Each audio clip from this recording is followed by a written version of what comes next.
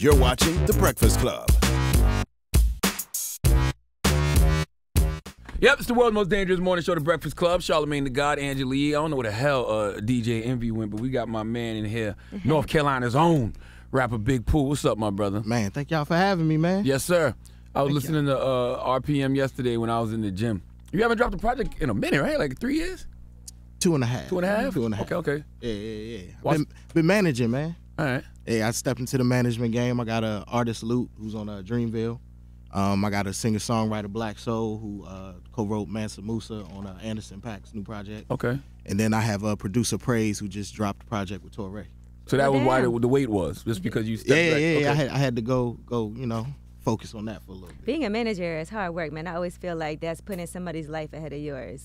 You definitely putting somebody's life ahead of yours. I mean, it's cool, though. I like, I've done a lot, in my time, so I like helping, other guys achieve some of the goals that they have. You were good at managing yourself prior to this kind of like handling your own business? I was learning. I was learning. I say I was learning. My manager and partner Doe, he had to push me to do a lot of different things so I could really experience. Like even for Luke, he went on tour with Jid last year or earlier this year, and he was like, "Yeah, you DJing." I was like, "What?" Never DJed a day in my life. Now I DJ. So that's how you learned, that trial by fire, so to speak? Definitely. Yeah. Definitely. Did you have to really for real DJ, or were you just pressing buttons well, like I was pressing replay? I was pressing buttons at first, but I know what I'm doing now. Yeah, I got the rhythm down now. What made you want to drop this year? I just felt inspired to drop, man. It wasn't no rhyme or reason to it. The mere focus, I actually been working on that project for a while. Like, the idea came during the Compton sessions. I was going out to L.A. During the Dre Compton sessions, and he was like, "Yo, we doing a project." And I was like, "Okay." So this year is the year it happened. So you was helping Dre write with Compton? I wasn't helping him write. I was trying to get on the project, yeah. Yeah. Okay. I mean, like I helped King Mez, who wrote on 13 of the 16 tracks. Gotcha. I helped him get out there. And so I was out there trying my hand too. But you don't just fly out to go sit in on Dre sessions. No. I was out there shooting my shot. Okay. Just no balls went in the hole. That's all. Okay. Damn. Okay. That sounded crazy. I That's a just weird left that wide analogy. open. My God. Man, I didn't want to say and then I just left that wide open. Sounded even crazy. Yeah, just- How hard was you trying to get on the project, Pooh? Not that hard. Damn. Not that hard. You enjoy being behind the scenes as well? I do. I'm a reluctant on the scene guy. I like being behind the scenes. It's cool. I like doing all the work, the different things. So I ain't got no problem with it. So you and Focus connected because of those Dre sessions? We actually connected in 08. Okay. Like we, Little Brother, we had got a track from him, and we did the track for a mixtape, and that was a track that he was actually giving to LL Cool J. But when he heard it, he was like, "Yo, I was mad," and then I heard it, and I was like, "Oh, I'm good." I'm like, I wanted to always do something with y'all, so that's how our relationship, working relationship kind of started. What do you think he brings out of you in the studio that other producers don't? He pushes me. Okay. I had a series of challenges for this project. For one of them, the song RPM, I actually wrote that song to a 85 BPM click track and recorded it to a click track. track. I'm not even gonna act like I know what that is. What's a click track? Oh. That's it. That's all I had. So it just the different challenges and things, and he pushed me, and he really, really produced me. Like, nah, that's not good enough. Go back, change that, do that. So he just really pushed me to pay attention to what I was doing, because after a while you can kind of go through the motions. So there was no going through the motions with Focus. Is it hard learning the business of the industry coming from North Carolina because there really hasn't been an industry there for so long? Nah, you just gotta have a want to. Aren't you really from Virginia? Yeah. You did your homework. I didn't know that. I thought you were from North Carolina this whole time. Nah. I'm from Virginia, from Northern Virginia. Okay. Alexandria, Fairfax area. I went to North Carolina Central in '98, and I pretty much been in North Carolina there. since. Got you. Yeah. But nah, I mean, it's about wanting to, man. Like, you can't just stay in North Carolina and learn the business, because there is none. But once you get out and you move and groove and you get in with other people, then you kind of see what's what and figure it out, and that's when you really get to learning. The ill thing about North Carolina that I always thought about historically is it's always been lyricists from North Carolina. You know what I'm saying? The Little Brother and Fonte and Remember Shelly B, Yeah, Josie definitely. Moe. Definitely. Josie, that's my guy right there. Oh, my God. And like, why is that, though? Coming from, that's like, because it's still the dirty South. But it isn't. Like, that's the thing. It's like a melting. North Carolina has always been a melting pot because it's like the South, but it's not the South. Like, it's not like Alabama or Florida or Mississippi or nothing like that. So you got a good melting pot, and people listen to music from all over when you in North Carolina. And then you have a lot of transplants in North Carolina. So I think that's probably the real reason behind so many lyricists being there, because you listen to everything: West Coast, Midwest, South, New York, whatever. You know, you listen to it. I say the same thing about South Carolina, and especially that's where I'm from. So when you coming up, we didn't have our own form of music yet. Right. You know, we didn't have our own artists. We could say, oh, they're from South Carolina yet. So we grew up listening to everything. Yeah, that's how it is. The big melting pot. That's what I like to call it. So how'd you begin rapping? Man, I used to write poems trying to get girls. That didn't work. You know any of them off top of head? Hell nah. I don't. You don't have one that you used to use I on barely everyone? remember my raps that I wrote for this album. So I Roses are damn red. sure ain't gonna remember no poem Roses from. are red, violets are blue. My name is Pooh. Yeah. Can I go with you? So I used to write poems. I used to write short stories. Like, I'm a creative writer, period. And when I got to Central, they was like, yeah, we rapping. Like, it wasn't, so I was like, oh, I'm gonna rap too. I mean, I could do it. And, I had to learn. I had a lot to learn about rapping. I'll just say that. So you sucked, basically. No, I didn't suck. I never sucked. No. He had to perfect his craft. Yeah. I had to smooth out the edges. Let's not get it twisted. Why you turned into Kevin Hart for 2 seconds? I didn't suck. I didn't. I never sucked. You sounded like Kevin Hart. Oh, maybe I get some Kevin Hart money. This year it's been 15 years since the Little Brother album. This year, I think in February. Yeah, 15. Yeah, you So- dating me? That's dating. No, there's Yeah, nothing it's wrong putting with a that. date on You've been me. in this business because you've been on the front side of it. You've been working behind the scenes of it, Yeah. but never gone away from it. But you and Fonte, I know everybody always asks you guys, when are you guys going to do a reunion? But have Ninth you all Wonder. been... Yeah, Ninth Wonder. Yeah, Ninth Wonder, of course, Ninth Wonder. No little brother without Ninth Wonder, and it's got to be all three. So is that possibly something? I don't know. We gotta have those conversations. We did a show for the first time, all three of us in 13 years. I heard about beginning that. of October. At the Durham Festival or something? Yeah, like that? the Art of Cool in Durham. yeah. Did And it feel good? Yeah, I mean, of course it felt good. Like, I mean, this is the first time all three of us been on stage in 13 years, and the first time me and Tay been on stage in like 8 years. So it definitely felt good. It was one of them like, wow. But that Y'all didn't plan it, though. Nah, it was last minute. Like, I literally was at home in Charlotte, and I got a call, and it was Tay and Ninth, like, yo, we got this opportunity. What you want to do? And they, Tay broke it down, like, because Royce missed his flight. Then the promoter called Tay to do a solo spot to fill in. Tay was like, oh, this Durham Bull Stadium, place of one of our most iconic photos. Let's try. Let's see if we can do it. So he called all, Ninth, then he called me, and I was like, yo, what's the money like? Because that was my first question, I'm not going to lie. Then I said, what time I got to be there? Because it's a 2.5-hour ride from me from Charlotte to Durham.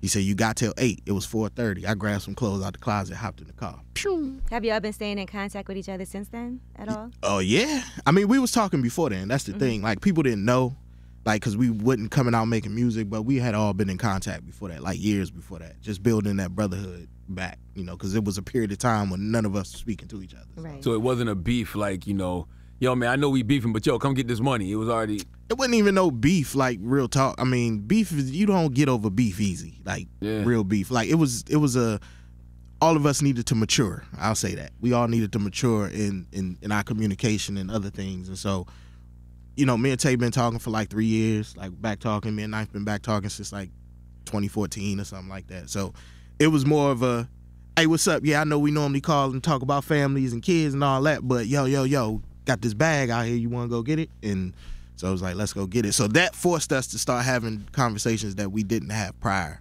to.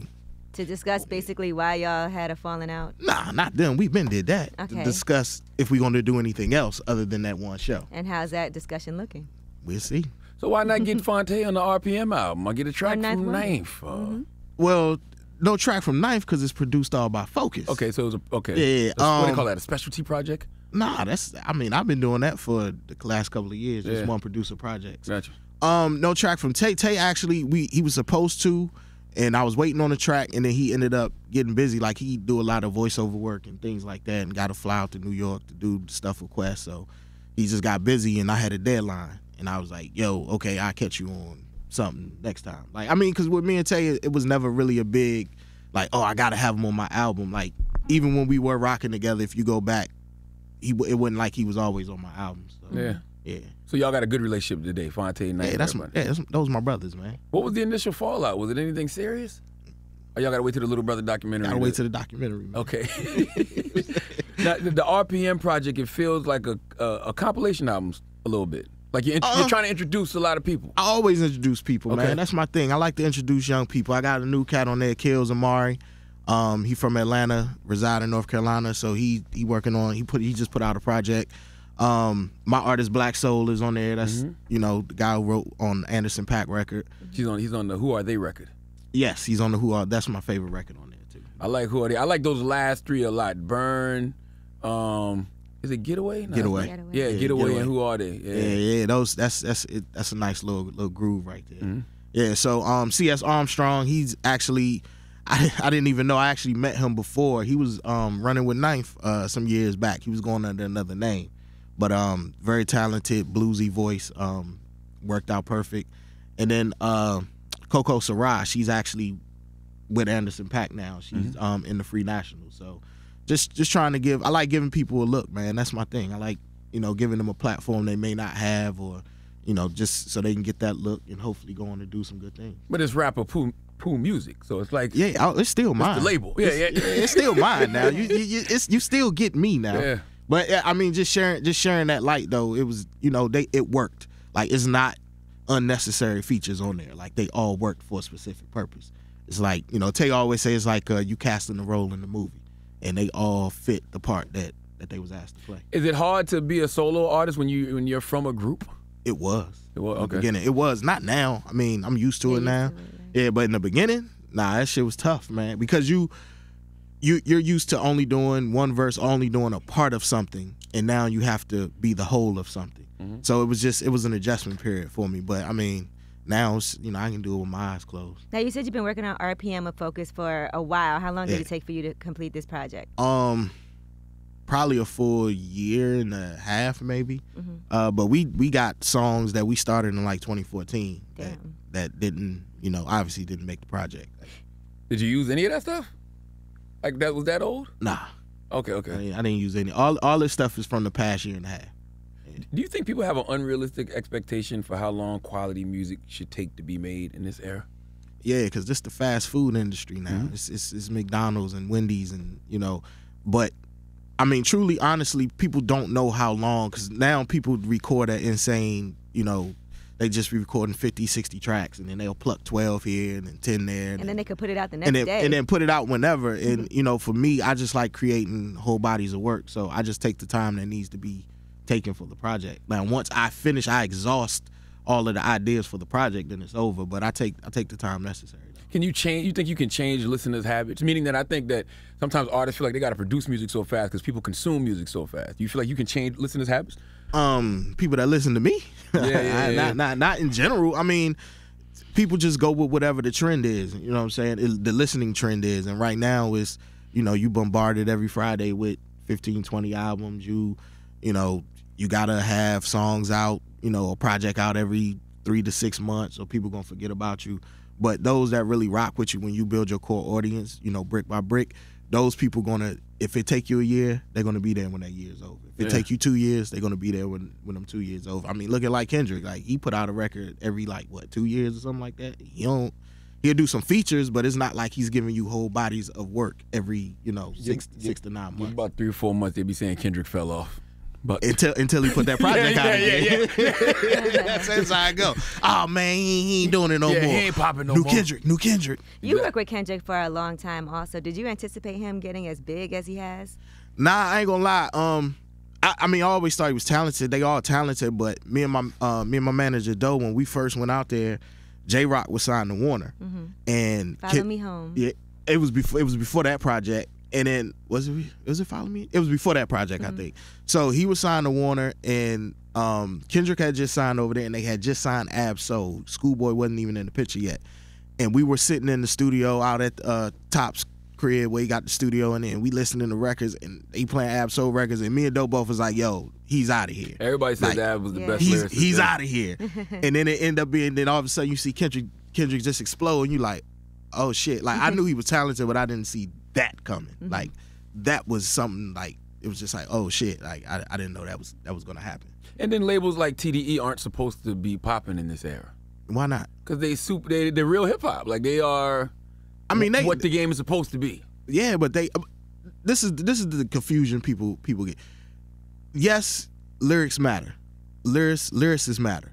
But you got to also be able to make songs, and they can make songs. Absolutely. And that's the key. Like all of them be saying some shit, but they make records. Like even like J-Rock's new album. Yeah, he make records. That Tap Out, that's my jam right there. Yeah, like they make records though. So and that was the thing. They learned, they developed that.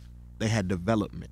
That's most kids that they don't have development. They do something. It goes viral. They out of here. You can't tell them anything. Because people don't even need a label now to put out a song. Direct to consumer. So people are like, okay, I'm gonna just put this song out. Oh wow, it blew up. I got to dance to it. Yeah, I'm out of here. I'm out of here. And then I can't get another song that matches that energy.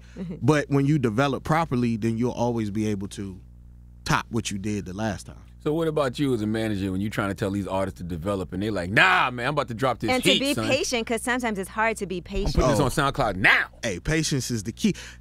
It's like when you wonder why some players don't go into coaching, it's because you can't affect the game the same way. Managing, like going from an artist to a manager is the same thing. It's like you can't affect the game the same. You could tell them 1,000,001 things. That don't mean they gonna do it. Yeah. And I'm pretty sure my manager felt the same way about me, plenty. But I see it now. It's like you be like, nah, listen, just listen. And they be like, nah, I'm gonna do it this way. And then it can either fail or succeed. If it succeeds, you really ain't gonna be able to tell them shit. But if it failed, then you be like, see, I told you. But it's just you have to be patient, and you have to really, you got to show examples. You can't just tell these people nothing. You got to show them. So I'm gonna pull up this chart. I got these, all these sheets, these graphs to show you why certain things work and certain things don't. But it's just about a lot of patience, though. Do you think the J. Coles and the Rhapsodies of the world have removed the stigma of North Carolina hip hop? I think they're helping to. I don't think it's fully removed, but I definitely think they're helping to. Just because of the quality and the type of hip hop that they make.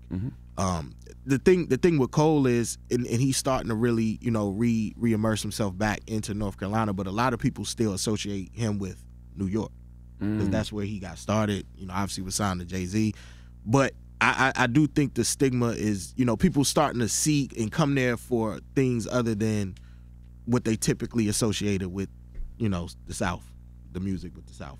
Yeah, I mean, even Rhapsody being nominated for a Grammy last year, best rap album. That was big. Yeah, I mean that's super big. I mean, who would have saw that coming? I mean, from all the records that didn't, you just be like, oh shit, like that's crazy. They finally noticed. They noticed. So it definitely was big, and I think it's it makes strides, but it take time to turn people's mindset, turning around. I think she the nicest out.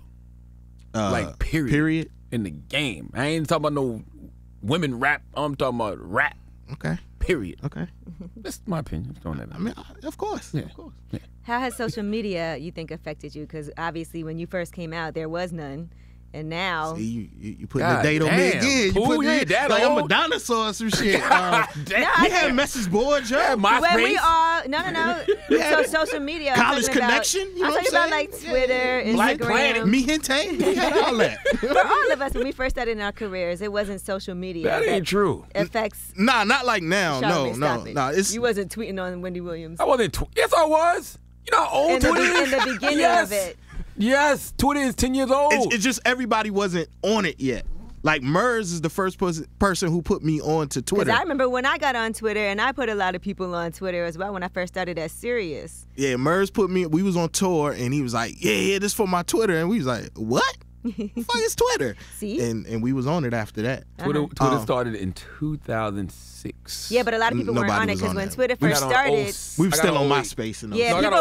People weren't on Twitter when it first started. Yeah, I think I got on 09. I got on 07. But social media, man, it's a dangerous game. It help you, but it can hurt you. It exposes a lot of people. But it's a dangerous game. It's you need it, but you gotta be careful how you use it because you can end up, it can take you over the moon or it can bury you in the ground. It's at the same time. So for me, I just try to bury you in the ground with something that took you over the moon. So something that took you over the moon 10 years ago can bury you in the ground now. It damn sure can very quickly. But I just try to use it to really just promote what I got going on, and I put some not really personal, people but want just you to engage though, not just promote. But you can't always engage with people. People want to get into your personal life and they don't know you. You know what I'm saying? Like they want you to be. This ain't a diary. You know what I mean? Like you write that shit and put that in your closet. But how much of your personal life do you feel like you want to give to your followers, your fans? Probably about 10%. Like my personal life. Like I don't give a lot. I show them other facets of my personality, but I don't really give them my personal. Because sometimes people feel like they can relate to certain things, like if they know you went through it. Yeah, you get it out of my music. Like I'll put things in my music. Like that's as personal as I'll go. Like you got to catch certain things. Like I talk about my brother all the time because he's in the feds, and I know a lot of people know people in the feds, obviously, but. It's just one of them things. I'll talk about that. I'll talk about other things like me and my mom may go through, or me and my family. But for the most part, if you don't get it out of my music, you're not gonna get it. Like I'm not gonna sit on Twitter. So today I want to talk about nah, I ain't doing all that. What's the concept of pray? Pray. That's actually me and my brother's story. Okay. And the concept of it is, my brother he's in prison for predatory actions, as they like to call them. And, as far as I'm concerned, people always like, oh, he's a good kid, never was in trouble that much and, went to college, and my brother didn't go to college. And so it was just like how people look at us different, but we're brothers, come from under the same roof, same mom. And, we just ended up going two different paths, but that doesn't mean, that I love him any less or he loves me any less or my mom loves us, loves one more than the other. It's just... So that was kind of the idea behind it as I was writing it. You said predatory actions. What did that mean exactly? He was a narcotics dealer. Good, because some people hear that and say think sexual. Nah. He's not that. Okay. He's not that guy. No more favors. That's my motto for the holidays. Man, that's my motto in life, man. Don't ask me for nothing. Favors get you in trouble. That gets you in trouble. You do it. Oh man, let me get a favor. Oh yeah, I'm gonna need a favor back. Okay, and then 5 years later you forgot, and they be like, nah, bro, I need that favor. Yeah. Whoever has given you the one they owe you, and they be like, I owe you one. Nobody. It's like, oh, I do. I owe you. Oh man. Oh, let's think about that. Nah. So I don't know. No favors, man. But if I could do something to help somebody. I mean, if I'm gonna do it, I'm gonna do it not expecting anything back. Yeah, you should never expect anything back. You should just do it. You should. I mean, honestly, you should. Yes, but that's the ideal. That's not what I'm happens. always surprised when somebody does something nice back for me after I've done something. I'm like, oh my God, that's amazing. If I'm gonna do something, I'm gonna do it out the kindness of my heart. And if it's reciprocated, cool. If it's not, cool. I wasn't expecting it. Just like if you loan your friends money, but I don't even call it loaning. If you give your friends a grant, because most friends don't pay it back. If you give it to them, you be like, I don't even expect this back, bro. Just go ahead and take it. So that's why I don't give my friends money. Damn. I expect mine back.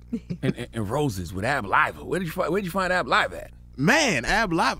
Listen, man, I'm a very, very, very, very huge fan of Ab Live, man. And we started following each other on Instagram, and it was just mutual. Like we'll, one of us post something. Oh yeah, that's what I'm talking about. So we were fans of each other's.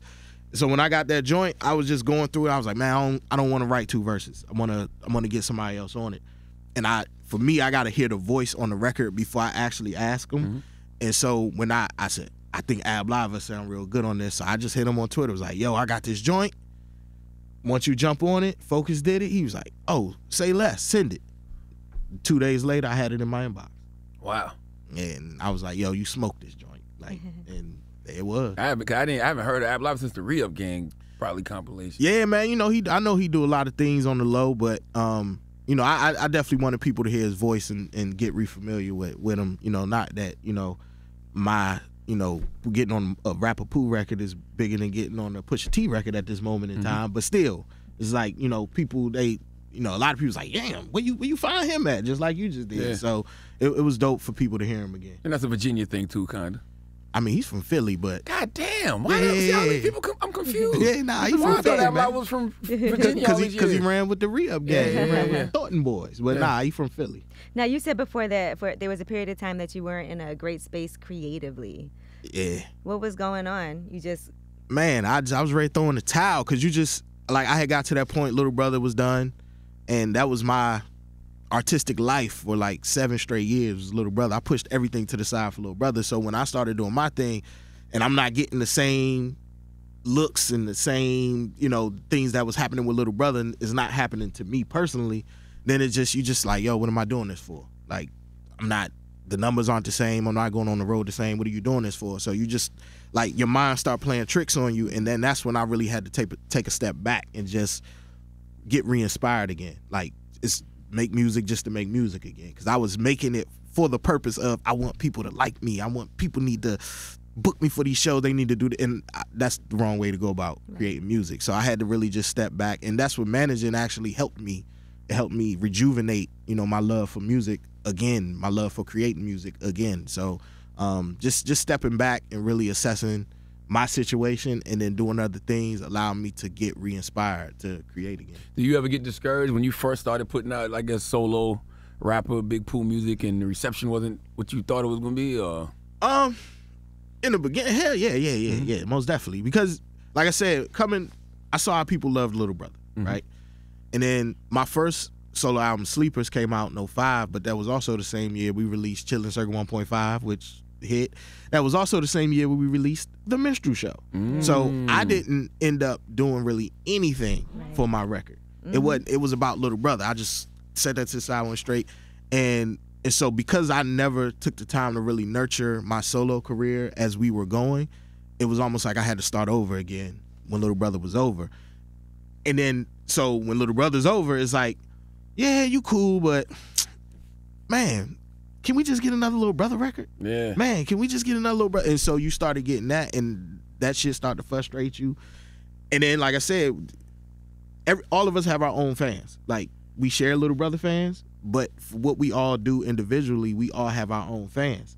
And my fans weren't as big as Little Brother the fan base. So that also, that affected me as well. But I just had to get to the point that when I make music, it's for who it's for. Like, that's it. You feel like Little Brother got everything they could out of the game? No. Not at all. I agree. No. Because, I think Little Brother had a chance to be mentioned with the all-time great hip-hop groups. I mean, we still are. But the thing about Little Brother is this. I was talking about this the other day. Little Brother came at a time, we were like in the middle. We were tweeners. We were right after the Rockets with the Qualies, the Most, the Pharaohs when they took off. Right after the Soul Quarians with the Roots and Common. But we, predated and influenced the Kendricks, the J. Coles, and the like. And so we were in the middle. And the people in the middle never get the credit that they deserve. You guys are like the transition. We were ahead of the Moby curve. got credit.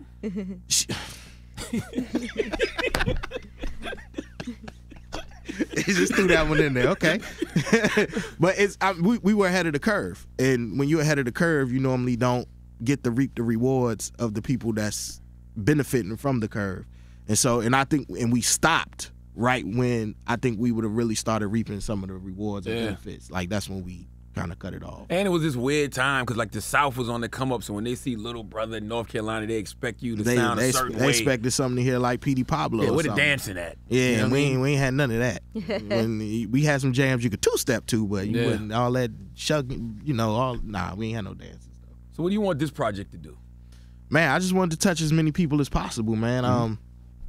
I didn't put it out trying to, move 1,000, million. I want to move 1,000 units, but not 1,000,000 units. I mean, it's gonna do what it's gonna do, man. But it's just so people can, get refreshed to who I am. This is a new and improved, a better me and better sounding me, and so I just want as many people as possible to really, really, really grab a hold of it, and it's gonna be a slow burn. I know that, all right. But as long as people, take to it, we got some visuals coming, that's it, man. And the Little Brother project it's still in the realm of possibility. Potential. Who knows? Are you going on tour or anything? They working What's the right plan? now. They working. I know they working right now. I know they are. Man, What do you I'm working on personally, these though? artists. I'm not. watch me set knife No tour right now. I'm just. Performances? I do spot things, but I'm back to my attention is back to my artists. Like my guy Black Soul, who did the joint for Anderson .Paak. Like we working on a situation for him right now. And then Lute, who's on Dreamville and Interscope, he has his project coming. He actually has 2 EPs coming next year, so we trying to get those things going. And for the time being, I'm still his tour DJ, so when he go out, I go out. You're really the tour DJ now. Yeah, I'm the tour DJ you get now. paid twice? Like a time and a half, not twice, not all the way twice. As the DJ and as the yeah. Nah, I manager? mean, it's it's just one of them things for him. He wasn't, these were his first experiences really touring. And I, obviously I have a lot of experience. So it was only right that I be there to help him. Like, and not just tell him what to do, but I can be on stage and help him through things. But eventually he's going to end up with his own DJ. And, I'm going to, relegate myself to just being a tour manager. Because you could be the hype man to the DJ, oh, the no, hype no, man, no, the no, manager, no. everything. Well, you could help out a lot. Yeah, you got everything down pat. You got to be Slash, got to be Cordell Stewart out there. You got to be Slash. I just set Ninth Wonder up. I texted him and said, "Word, y'all recording the Sneaky Little Brother album, huh? Okay. Pooh just spilled the beans." And he gonna be like, "You're lying. You're lying." Let me see what he says in a second. Who are some of the new artists that you listen to besides Anderson .Paak, like that maybe we'd be surprised by? I don't know. Jid, like I'm a huge Jid fan, real good dude. Man, I've really been listening to that Benny the Butcher. At Tana Talk 3. That's my shit. Rubber bands and weight. Is he from Buffalo? Where you from? He might be from Buffalo. I know, I think he's from where Conway and Westside from. I don't know. I'm not gonna lie. I think that's my man Ty be listening to him in the barbershop. Listen, man. He like a street. He hard, right? He's very yes. He's that guy, Benny the Butcher. Like he told me about that yesterday, man. I think that's what he was talking about. Tana Talk 3, bro. Go pull it up, man. That's the jam. Who else, man? Man, I don't know. I don't. Trying to think. You're like, what new music do I? Yeah, I mean those are two records that I really just really pulled up, and I'm about to get into that Earl Sweatshirt album too. Like, he just put that out yesterday, like a demo or something, right? I don't know what it is. When I get on the plane tonight, that's gonna be my listen to music on the plane. So I never got into Earl, man. I don't know why. Everybody says how dope a lyricist he is. I don't catch this is gonna be my first real time giving Earl a listen. Gotcha. Personally, I've been hearing people talk about it. I got a couple people that when they give me recommendations on music, I take those recommendations seriously because they know what I like. So definitely gonna get those, get at a listen, see what it's talking about. All right. Well, my man, rapper Big Pooh, RPM. Yeah, man. Go get that. Go get that, man. Go get that. RPM is out. Make sure y'all go get Lute record when that come out. Make sure y'all check for Black Soul when he out. Also got a little distribution hub thing that I got going on, man of many talents, called Common Sense Media Group. Really? And it's helping guys as they get started with their label, artists. I can't manage everybody. I don't have the time. So people who still want, some time, some resources, some, advice, mentorship, whatever you want to call it. We set up, me, my manager Doe, and a couple other people, we set up this distribution situation, Common Sense Media Group, and people can come and, if that's something that you're interested in, and we sign you up and get you cracking, get you started out here, put you in the right position to make some plays, and hopefully you go on to do bigger and better things. Nice. Yes, sir. Oh yeah, Benny is from Buffalo. Yeah, this dude, my man Ty be playing him in the barbershop all the time. Tana Talk 3, man. Get on that, man. Get on that RPM too. Get on. Make sure y'all listen to that as well. Absolutely. All right, it's my man Rapper Big Pooh. Tell me where to follow you and all that good stuff, man. Twitter, Instagram, Rapper Big Pooh, all spelled correctly. And then on Facebook, Rapper Big Pooh and the number 1. I don't really be on Facebook. That's Snitch Book. I don't really be on there. But Instagram and Twitter, you can catch me on there talking about sports or something. All right, it's the Rapper Big Pooh. It's the Breakfast Club.